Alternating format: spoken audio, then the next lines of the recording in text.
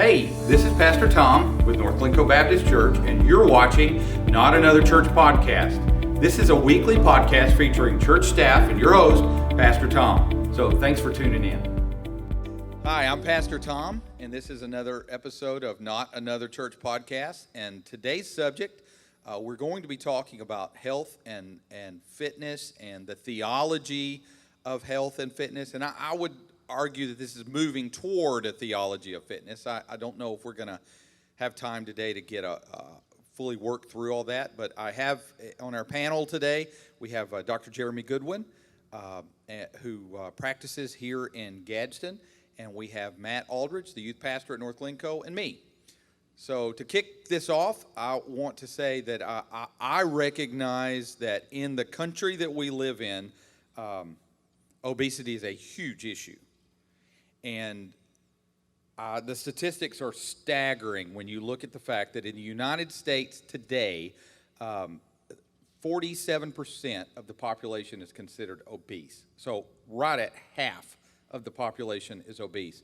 And those figures have risen from 30% to where we are today since 1999. So not only are we unhealthy, we're getting more unhealthy every day. I think that that's a problem in our country, and that's also reflected in the church.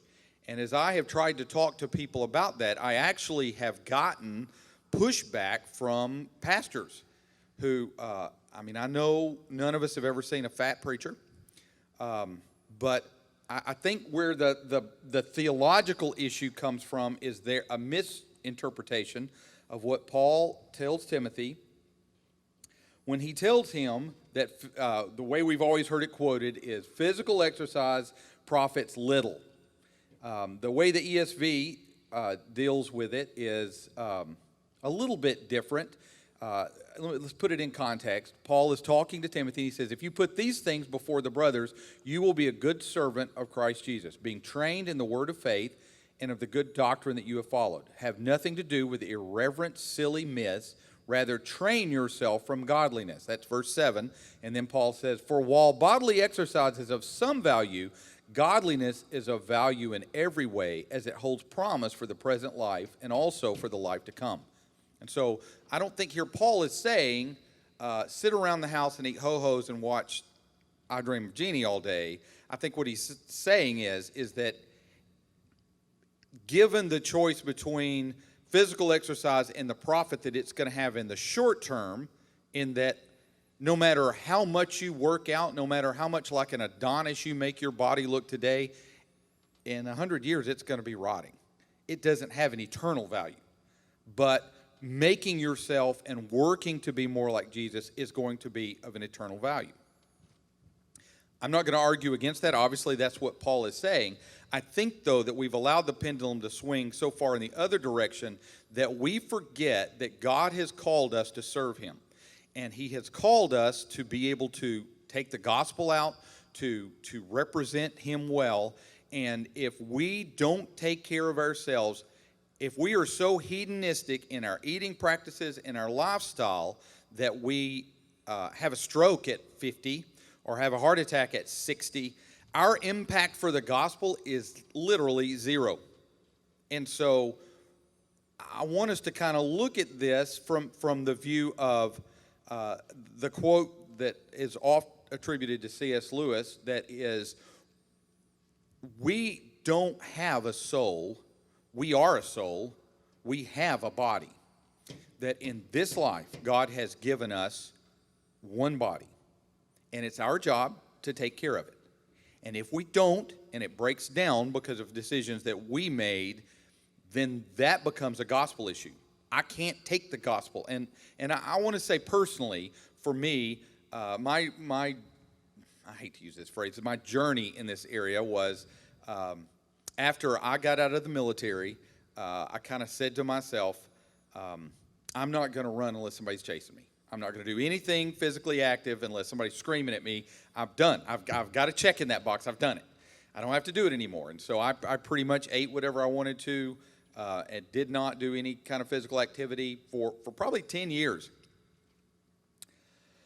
I was in Nepal on a mission trip, and I overheard some of the nationals saying, we need to go over there to take the gospel, but Fat Boy, referring to me, can't do it. He couldn't make it over there. Somebody put Nepal in the middle of the Himalayas, and so it's pretty hard to get around places. And when I heard that, it just broke my heart that we weren't taking the gospel to some people because of decisions I had made. And so I committed in my heart, and I took an oath before the Lord that said, as far as I can help it, I will not allow my physical condition to keep me from taking the gospel anywhere ever again. And so when I got home from that mission trip, I began walking, and then that led to running and trying to stay in good physical shape so that, for me, it's a spiritual issue. It's a gospel issue, I'm not trying to be good looking. I'm certainly, I'm 50 years old. I'm never going to be an underwear model. That's just really not in my career arc anymore. It is a spiritual exercise. And so that, for me, changed everything. Because now I'm not eating Reese Cups and Ho-Hos all the time because I'm on a diet that's going to last until I get to a certain goal weight. I'm not doing it because I'm choosing to give those things up so that I can physically be prepared to take the gospel wherever God calls me to do that. And so, for me, it became a different issue, a totally different issue, and I was able to sustain that. And thankfully, God has allowed me physically to be in a place where I could maintain that, and I've tried really hard to make sure that, and we all have predispositions. In my case, my dad has issues with sugar and diabetes. His mother had issues with that. My mother has extremely high cholesterol no matter what she eats, her cholesterol. And Dr. Goodwin is my personal physician, and my cholesterol numbers are often obscene, even if I'm not eating unhealthily. So I don't want to die and leave my 5 kids to be raised by somebody else. And so for me, all of those issues combined have kind of coalesced into thinking that this is an important thing. Theologically, I think it's important as well because the question comes up often. In fact, this week had someone that came to me about someone that was, actually twice this week, I've had someone come to me and say, so-and-so is smoking, and that's a terrible sin. And I asked them, why is that a sin? Where in the Bible do you see that? And this person said to me, well, the body is the temple of God, and we're supposed to protect it. And the person that was sitting across me was probably 150 pounds overweight, and I tried really hard to fish and say, so you're telling me that the things that we put in our body, that's important. Pregnant silence, nothing. And I could not get this guy to recognize that a biweekly trip to Popeyes is the same thing. That it's going to kill you just as quickly as that guy. And so I think that's what Paul is saying here. I think Paul is not saying lay around the house and do whatever you want to do. I think that if we're given the choice between being fat or doing crack, the answer to the question is don't do either. So you guys are just chatty today. Well, I was going to say that in that day, to get anywhere, they had to walk anyway. Yeah. So if you weren't in shape well enough, then you just weren't going to get somewhere. Yeah, I doubt there were many fat, nasty, and disgusting people that were reading Paul's letter here because of that. Because it kind of, that's going to try to take you out of service anyhow. And I don't think Popeyes had been invented yet. I don't think we were doing a lot of trans fat in the first century. Don't ask some people that. They may differ with you on that. Well, that's the greatness of America and also the downfall of America. Yes. So what I don't want to do is I think most people who are overweight or are dealing with this issue, they know they have a problem. I don't think anybody is shocked to find out that there's an obesity problem in the United States. And so really what I would like us to kind of talk about today is, okay, so I woke up today, I'm hearing this podcast. The purpose of this is not to fat shame anybody. It's not to suggest that, you know what, a sad excuse of a Christian if you're overweight, but rather to say, like with any sin problem, okay, what do we do now? So what are our next steps? How do we deal with this in the light of Scripture? How do I move forward? And I will say that my experience has been in observation and in my own life that diets don't work. The fact the name diet has die in it, right? And so when we look at it, nothing about that sounds fun Yeah, or good, or I mean, it just sounds like something that I just would like no part of whatsoever. I mean, nobody wants to look at their life and say, okay, I'm going to starve myself until I reach this particular goal weight. Well, then when you get there, you're just going to go back to doing what you want to do. And that's something that's been like super difficult for me is like since like in the last, whatever, like 9 months, because of, I kind of did what I wanted to eat, what I wanted to, how I wanted to. Don't get me wrong, like I had a great time doing it. Like it was a blast. But nonetheless, like I had diabetes in like 23 and it's like, and it wasn't just like, okay, you've got diabetes. It was, you're about to go into like a diabetic, like if your sugar goes up anymore, you're gonna go into a diabetic coma, and RIP to your kidneys. Like it was gonna be bad news. And so like I've lost like 90 pounds since February because it's like you said, like I didn't want it to be like I didn't want to like have. I knew that was like that could be the start of so many other issues. And like, okay, this is something that like at 23 I can still fix and like hopefully try to make better, and make those changes because I don't feel like having health issues and having dialysis at 40 or stuff like that of something that I could have prevented and could have helped. And so it's like it's not easy, but it's become much more of.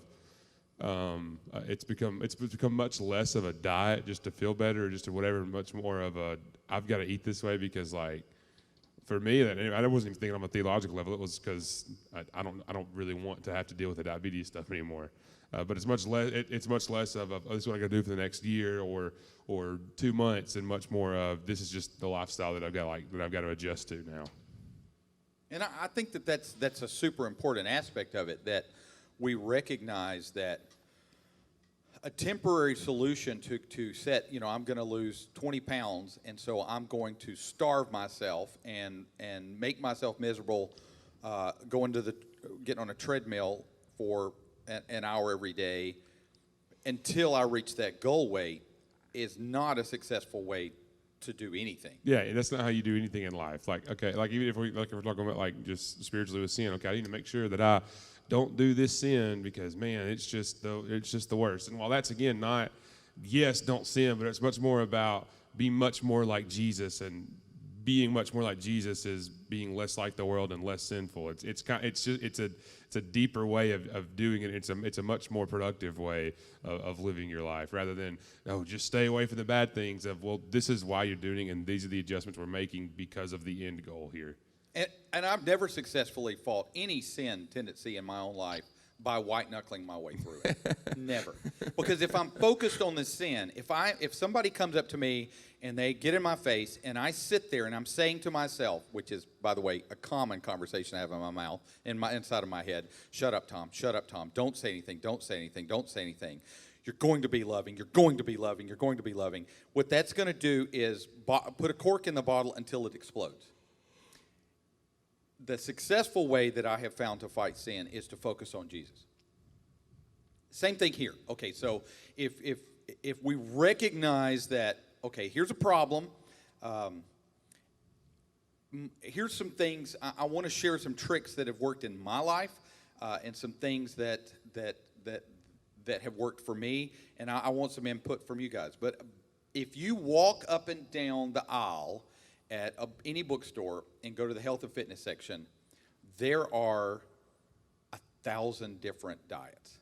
There's the Mediterranean diet, there's keto, there's dirty keto. There's like 14 different versions of keto, and it's paleo, crazy. And none of which have ever proven to at least maintain weight loss. Absolutely. And I will say that any diet that works, and this is where we need your expertise, Doc, is because it puts somebody in a caloric deficit, and anybody loses weight if you're burning more calories than you're consuming. That's right. You drink this every day, and eat 800 calories or less, and you'll lose weight. Yes. Well, you can forget the drink and Right. just eat the 800 calories. Absolutely. If you do the whole 40 and you're not eating anything sugar or starch based, and you're maintaining 1,200 calories a day, then the trick isn't the lack of sugar or the lack of white bread. The trick is that you're under what you're burning every day.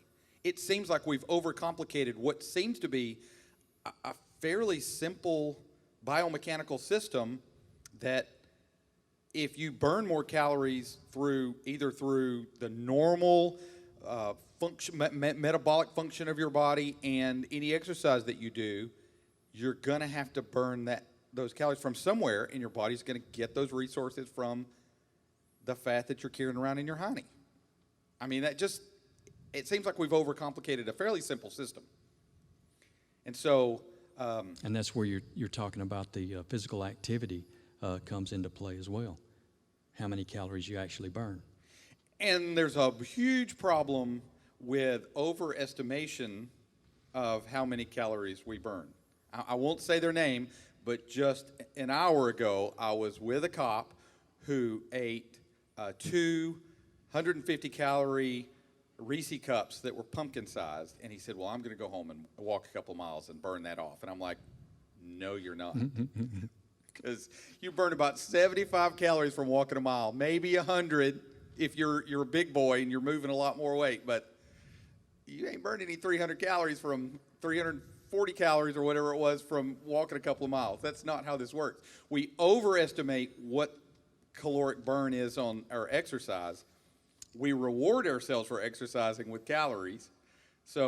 And we have the watch that tells us how many steps we've taken, so we take that as our exercise. Yes. Yeah. Well, I've did 10,000 steps today, so I can have a Big Mac with fries and extra ketchup. So we overestimate what the calories that we exercise, and we underestimate food. I recognized when I started this journey that I was looking up on MyFitnessPal, which, by the way, is a great app. It's very helpful. But I would look up and say, okay, so I'm eating a hamburger, and so that's 700 calories. But I was forgetting that a tablespoon of ketchup is 100 calories. A tablespoon of mayonnaise is 100 calories. So I was actually consuming 1,200 calories, but I was calling it 700 because does that handful of fries really count? No. I mean, I didn't order them. Not at all. If I didn't order them and somebody else orders them and then I eat them, that didn't count. No.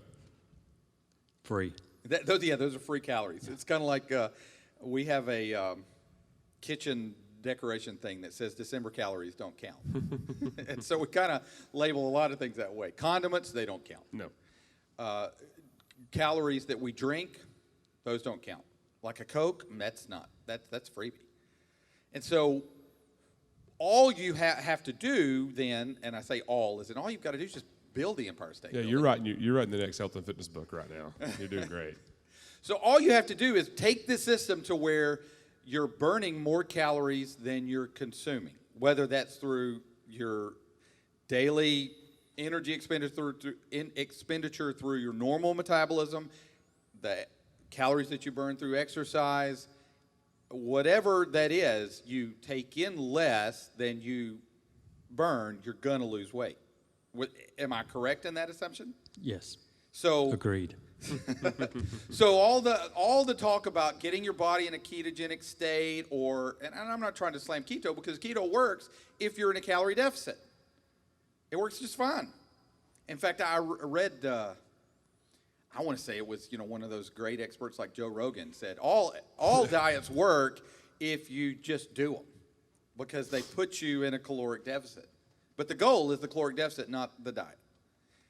So the cleansing tea isn't what's helping me do that? I'm going to go on a juice cleanse. Said no one for fun ever. Yeah, that's kind of like the preparation for a colonoscopy over a 3-week period. Yes, lemon juice. What is one of the diets that one of my daughters did? It was like lemon juice and ginger, water. And it's with a squirt of mustard. Yeah. Yes, if I drank that, I would throw up too. 100%. Yeah. So, if we're saying that, okay, diets are silly, that over the long term that's not going to work, and those of you that go to North Glencoe know that almost every year on January 1st I preach a sermon called "Don't Make New Year's Resolutions," because they don't work. Because psychologically, if something's a New Year's resolution and you get into January 3rd and you hose it up, you think, well, I've already messed it up, so what's the point? Whereas if you say, okay, it's 4 o'clock on a Wednesday afternoon, starting right now, this is what I'm going to do. If I mess up, I'm just going to go back to doing it. Then that's a much better way to do it than this New Year's resolution kind of mentality. Starting on Monday, I'm not eating any chocolate ever again. Those resolutions have been successfully done by no one ever, ever. So one of the tricks that I learned that helped me a lot was once a week picking a bad thing, taking it out, and replacing it with a good thing. I'm not trying to rebuild 50 years of eating habits in one day, but I'm going to take one thing. Maybe I'm going to say, okay, starting right now, I'm going to cut out sugary drinks, and I'm going to replace them with, some no-calorie water with some little sparkles in it. Some of the Propels or whatever they call, so that's 0 calorie. Sparkles. Sparklies? Tom's out there just putting he's just putting craft products in his water. Yeah. This Is that a name brand? This show is brought to you by the fine folks at Sparkles. Yeah. Sparkles for all your diet drinks needs. Tom goes to Hobby Lobby and just buys all the craft section stuff and puts in his water bottles. Well, I agree. Several years ago, I started looking at it that way and thought in a similar fashion that, okay, let me first look at breakfast. All right. So instead of eating gravy and eggs and biscuits and sausage and... I'm salivating, literally. all that stuff, I'm going with oatmeal, okay? So, and I hate oatmeal. But, you do that, you get it going for 3 months, and you're into it, and you're into the rhythm, and you're into, doing it every day. Then you look at the next thing, just like you're talking about different foods or different drinks. First, I'm going to eliminate one, and I'm going to change it to something different. And if you take it slow like that, then you're more likely, I think, to continue it. Absolutely. Yeah, well, none of us like change, especially like a lot of change abruptly, and so it kind of goes it's like the resolution mindset. Like I can probably do anything for 2 days, but after that, it just seems like this is a lot, and man, I enjoyed the way things were before. And so if you take it, like you said, one meal at a time, or even like down to one particular thing, it seems a lot less scary, I guess. I mean, it's because we're all so reluctant to change. It seems a lot less. It puts a lot less pressure on me, I think. And I think I can see by doing one thing at a time, I can actually feel like in my head I'm seeing progress when actually you're making progress. Like for me, it's something I can tangibly see and like say, hey, these are the things that I'm changing that may not see results, but like I can actually say these are the things that I'm changing gradually in this process, rather than, oh, I'm just flipping everything on its head and just hope it sticks and hope it works, because that never really works for anybody. And so as you go through things, and for me, and part of it is also knowing yourself. Like for me, I'm a grazer. I don't really care to sit down and gorge myself at one meal, but if you look at my day across the day, I will eat lots of things. I may consume 6,000 calories from just a little bit here and a little bit here. And so once I recognized that that's kind of my natural tendency, rather than fighting that, what I did is I gave myself, and I literally still walk around with a backpack all the time that has lots of little healthy snacks in it. So if I am doing something, where I start thinking about eating, I will go to some of those healthy snacks. And I learned that I could be an apple snob. So for me, snacking became, I found out that the apples that you get at some stores, just the Red Delicious, are actually probably about 2 years old, and they've been put in a heavy, like argon environment so that they couldn't rot, which is why when you bite into them, a lot of times they're rotten from the inside out because they're just horrible. There's no flavor to them, but you can go to places, and again, we're not sponsored by anybody, but I found that Aldi's has a good selection of fruit, and you can, there are apples that are sweet, there are apples that are tangy, and so I became an apple snob. Was it William used to have always the story of carrying around rotten fruit in his backpack? Yes.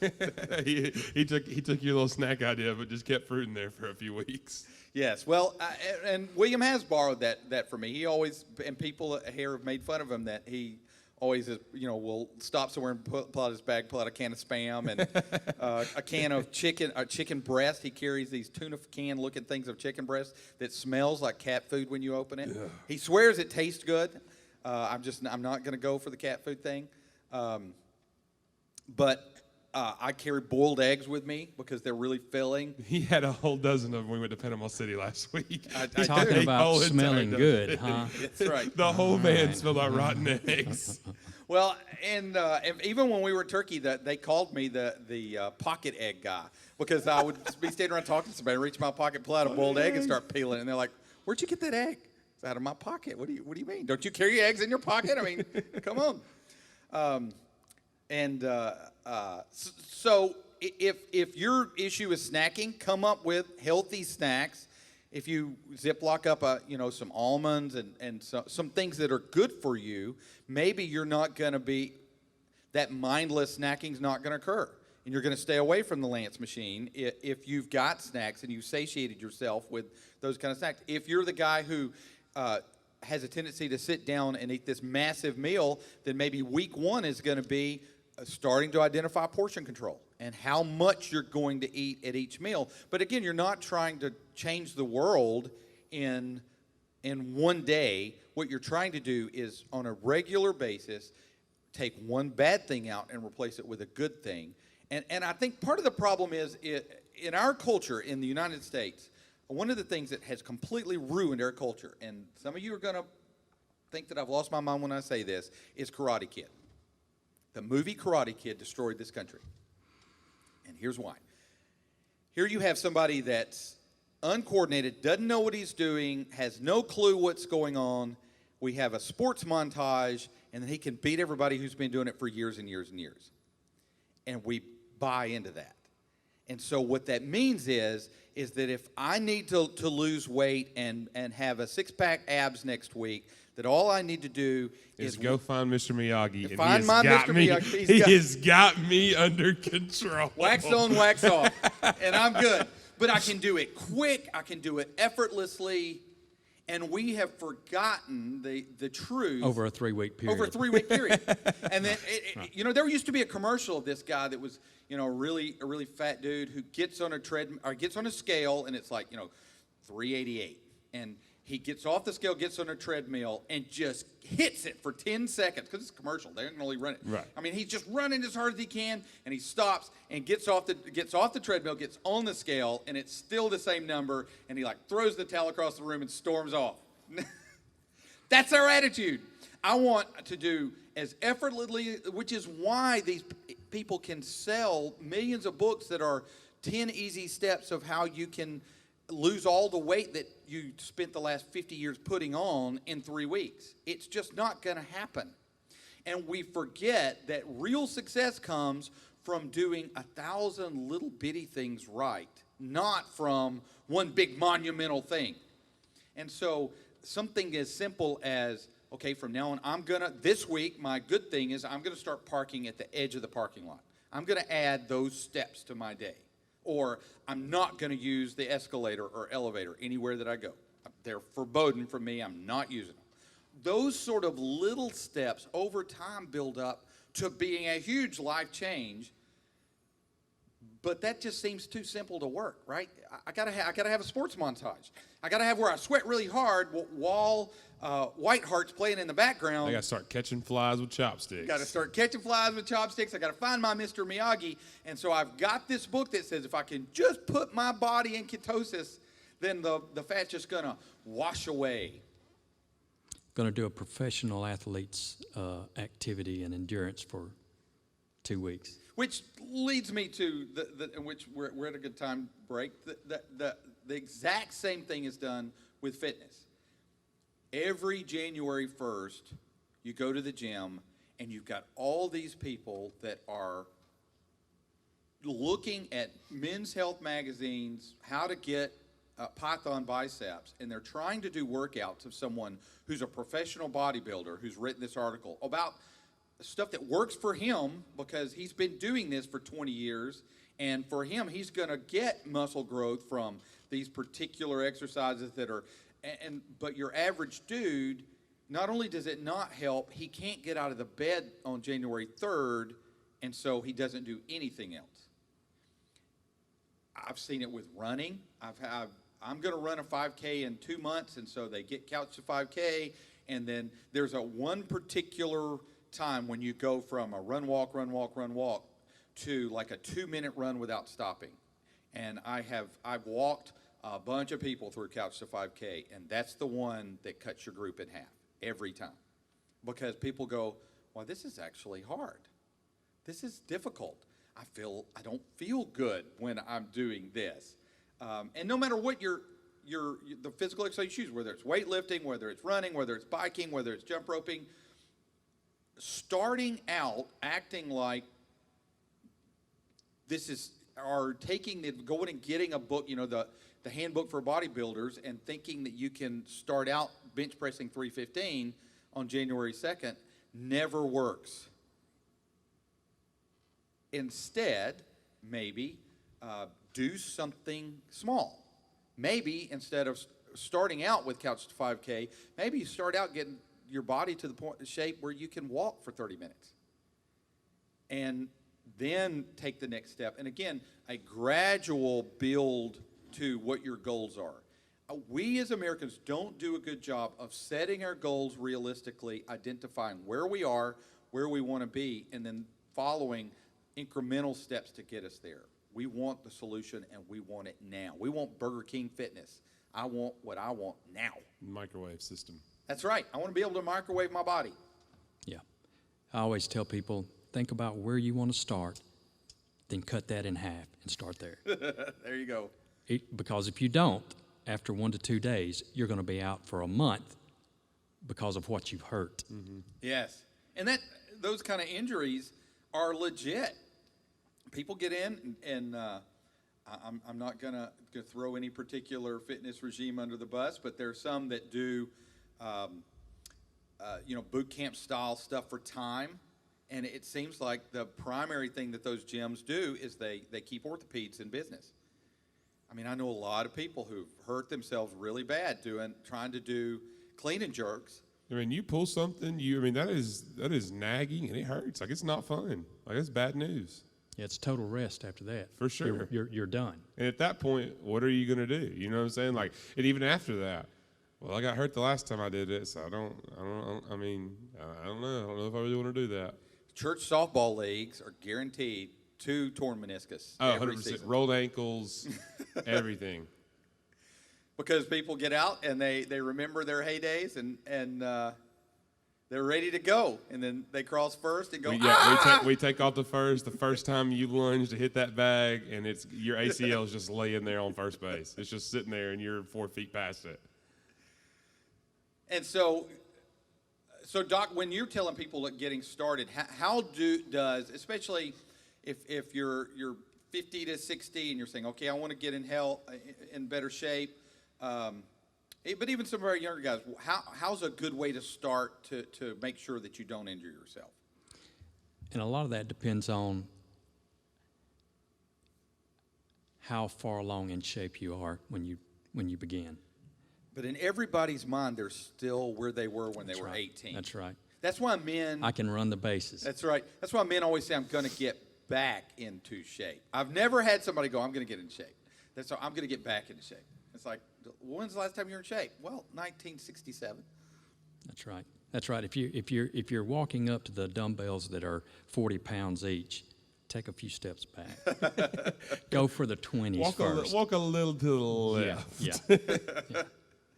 Well, and even there's just something about for men. I know when I had injured myself doing a particular lift and my shoulder, And Chris Stewart, one of the guys here in town, had given me a little regime to do. And I'm like, I'm not lifting up 5-pound dumbbells in the gym. Are you kidding me? And he was having me do side lifts with 5 pounds. And I'm like, no, I'm not doing that in front of everybody. Are you kidding? It's beneath you. Yes, it's beneath me. Well, and so you got a choice. You can either live in pain or do what I'm asking you to do. That's right. So start slow. Recognize where you really are. Be realistic where you're beginning. Not where you were when you were still wearing a Letterman's jacket and a class ring. And so one of the things that for cardio, do you prefer, as there people look at biking or walking or running, what are your preferences? And I know you have some limitations for running as well. Mm-hmm. Mm-hmm. It doesn't matter. It doesn't matter. Are you talking about just in general? I tell people, hey, if you want to row, if you want to elliptical, if you want to bike, if you want to walk, if you want to run, whatever you like best, just like you said, you've got to start within your means of doing it. If you go get on a treadmill or a rowing machine, it's got those little graphs where it says your heart rate here is, and then it'll say fat burning up at like 90%. How realistic are those? Am I actually losing weight if I'm and my heart rate's at 70% of my heart blowing out of my chest? I would say you're in a more of a burning calories mode. When you get your heart rate up to that peak, and that's different again for different people as well. Some people are up in the 130s, or 140s when they're running or whatever. But then other people, you get them up in the 130s or 140s, you may have a problem. Yeah, I could see that. So we once again come back to you got to listen to your own body, and you got to know. Would you recommend that if someone has been sedentary for years and years and years, that before they start a workout regimen, that they visit their doctor?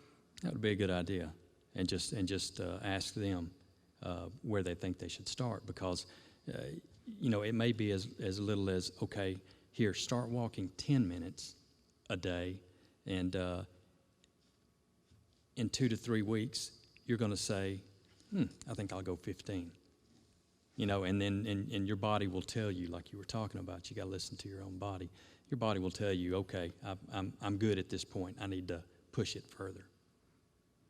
And I will say, invariably, because I hate treadmills with a passion, every winter I end up falling out of running and have to start back up in the spring. And I will use Couch to 5K and fire back up. And those first few weeks when you're coming back and doing a run walk is painful, because you can remember in your mind, well, I was running 5 miles with no problem just the other day. And then now here I am. And so it's easy to push yourself past where you really realistically are. And then, like you said, if you've injured yourself, then you're sitting there with ice on your knee, taking ibuprofen, and you're not doing anything. Plus, at that point in time, you realize, wait a minute, it's late February. It's not the holidays anymore. I guess I better stop eating all this junk. That's right. Because that is really pulling me down on this. Yes. So we've talked about fitness.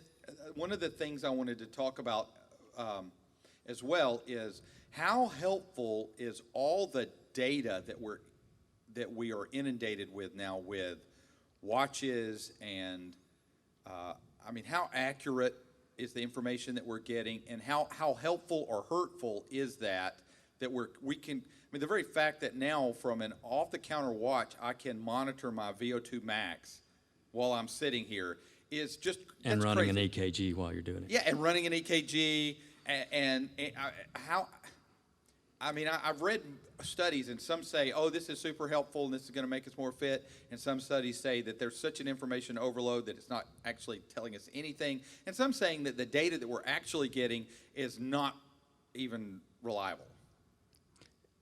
And I think going back to maybe the people who do that all day, every day, that is their profession, maybe it helps some. But I think for the average person like myself, I'm going to put it down to a skeleton of, okay, if I only eat this many calories per day and I exercise for this long, then there's not really anything else that's going to help me anymore. It's very, very basic. There you go. Well, and I will say that some people, I know when people first start trying to manage their eating and manage their exercise, there's so much literature out there and so many articles. The internet can just inundate you with stuff. And I've had people that have come up because I enjoy running. They'll know that well, you ran 6 miles the other day, and I saw that on Facebook. And so, when's it most important that I eat before or after I run? And I'll say, well, how far are you running? And they're like, well, I'm probably doing 1.5 miles, and it doesn't matter. And what I usually say, until you're running 30 minutes in a full set, you're really just getting to where, sorry, this isn't athlete mode. So what you're getting out of Runner's World isn't that helpful for you right now. You just need to keep doing what you're doing. Keep it up. Keep it up. Don't worry about all of the minutia of what this guy who is an ultramarathon runner article has written. He's written that article so that you'll buy the magazine, not because he actually cares about your health. So, and it does not apply to you. It does not apply, and that hurts our pride. I want it to apply to me. I want to read how Arnold Schwarzenegger grew his biceps, and then I want to do that and forget the fact that A, he was 17 when he did that, and B, that's all he did every day, 9 hours a day for 20 years. And we don't think about that's what we're shooting for is, again, functional health that allows us to serve our King in the best way possible. For me, my goal is I don't ever want to have to retire. I mean, my ultimate goal is to preach one Sunday, go home to take a nap, and then not get up, hopefully in my 80s. And to be able to achieve that, that's got to mean that I've got to keep mentally alert, I've got to keep physically alert, I've got to do the things so that my body can do that. And I don't want to have to be taking a 5-pound bag of pills every day to just keep myself alive. And I believe that we can control that by what we put into our bodies and what we do with our bodies.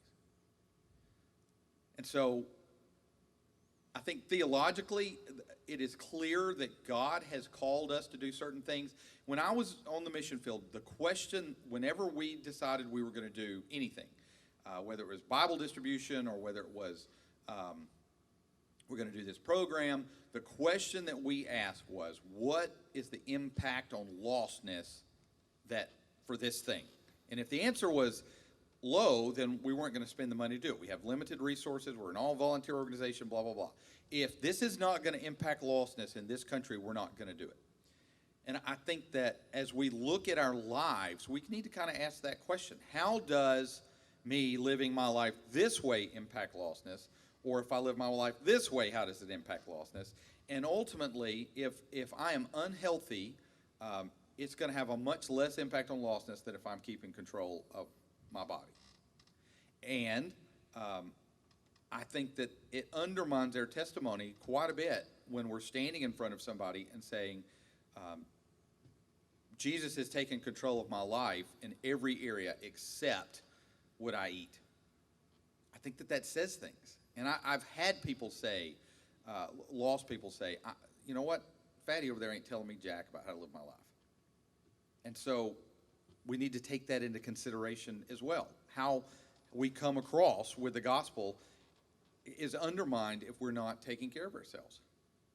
And so theologically, I think that Paul's saying that physical exercise profits a little, but spiritual exercise profits for eternity is really immaterial to should we physically exercise. I think Paul is saying, choose the greater thing, not ignore this aspect. And so, Yeah, I mean, essentially, when it comes down to it, is running a lot versus the gospel of Jesus. Which one we gonna side with on that one? And it's like, that's kind of a dumb question. Like, that's obviously it's the cause of Christ, but also he says it profits a little. Like it's beneficial of some. It has some benefits to it. It's just in comparison, which is whether it be running or exercise or literally anything else in the world, there are some things that, okay, yeah, this benefits you a little bit, but comparatively speaking, it doesn't do a whole lot. It's kind of a dumb question. It's like, should I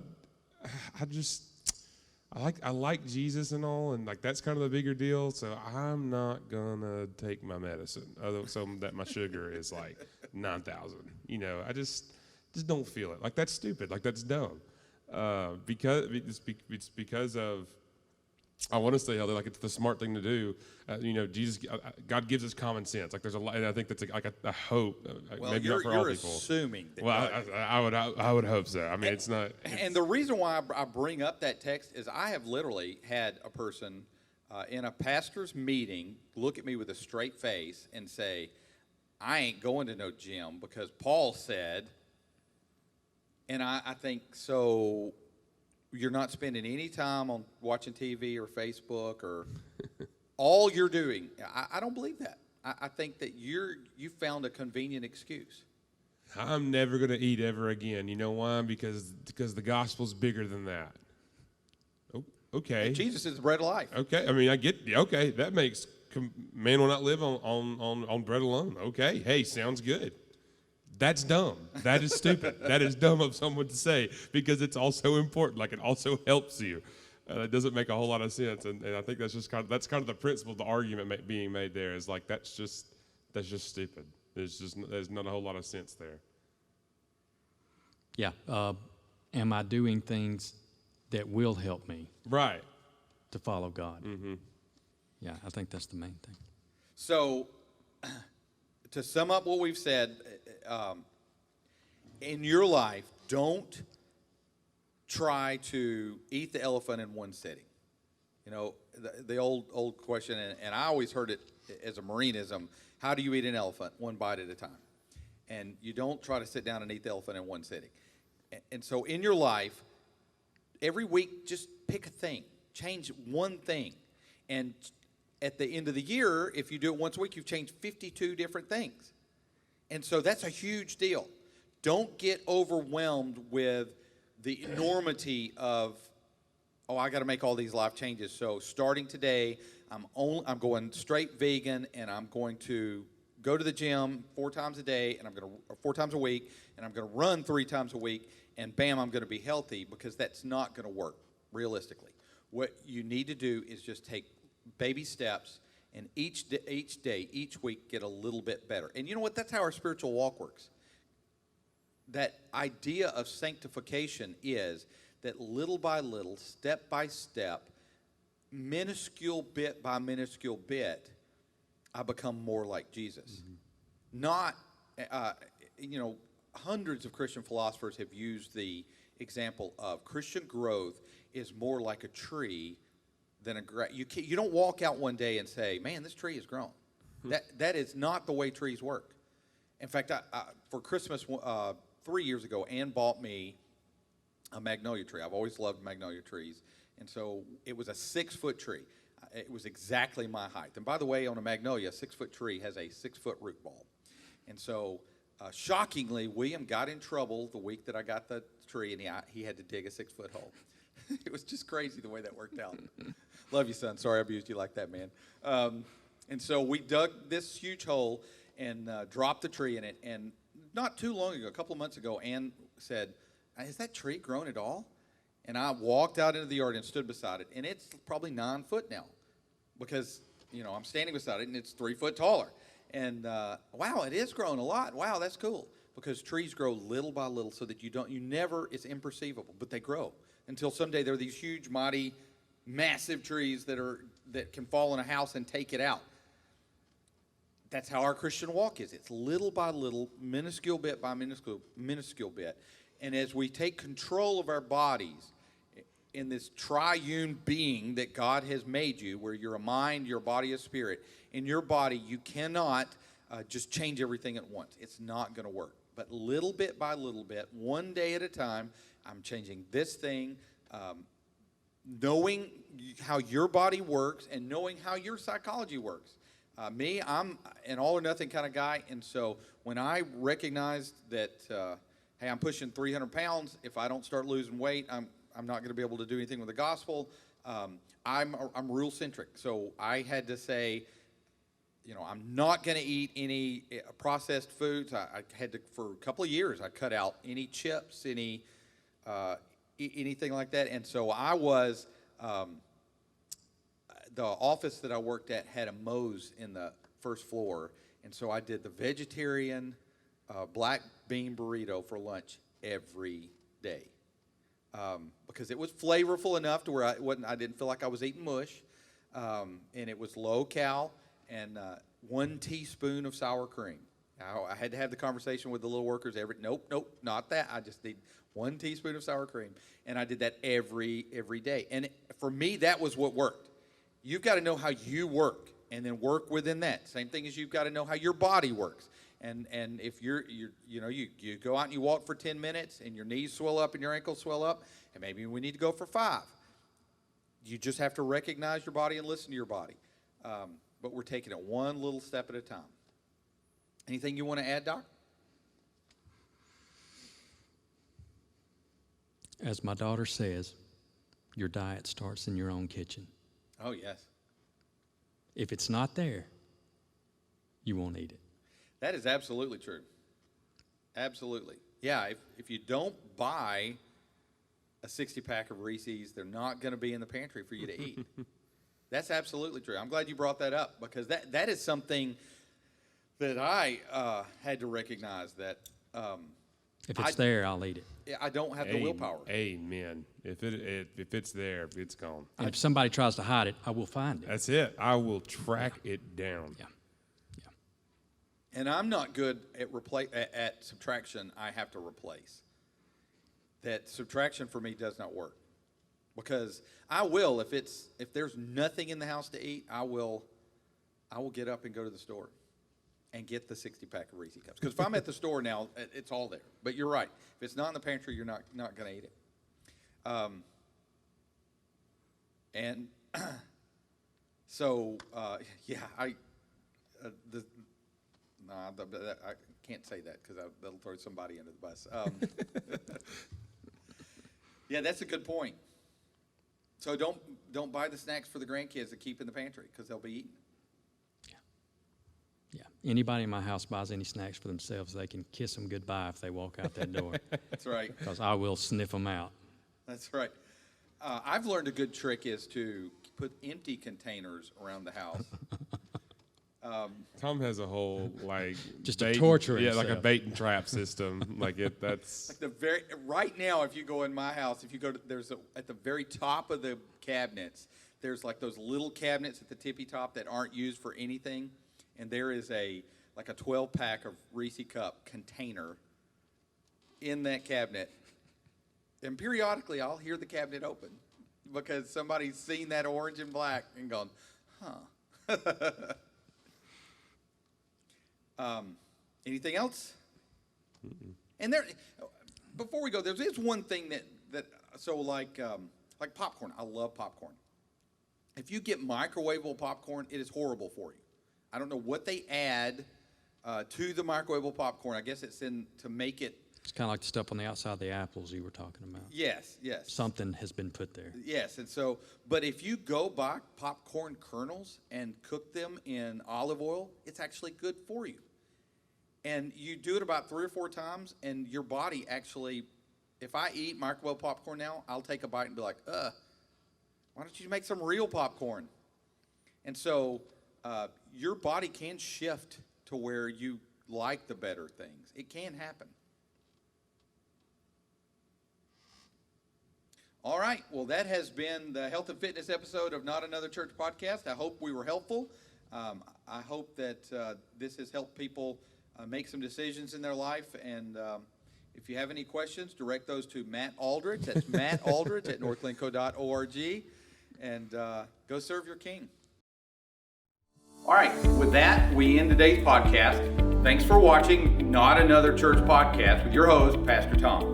We want to invite you to join us Sundays for small group at 9 a.m., worship services starting at 10 a.m., and you can find North Glencoe Baptist Church live each week on Facebook and our northglencoe.org website. If you miss church, no worries. Our past services are easily accessible.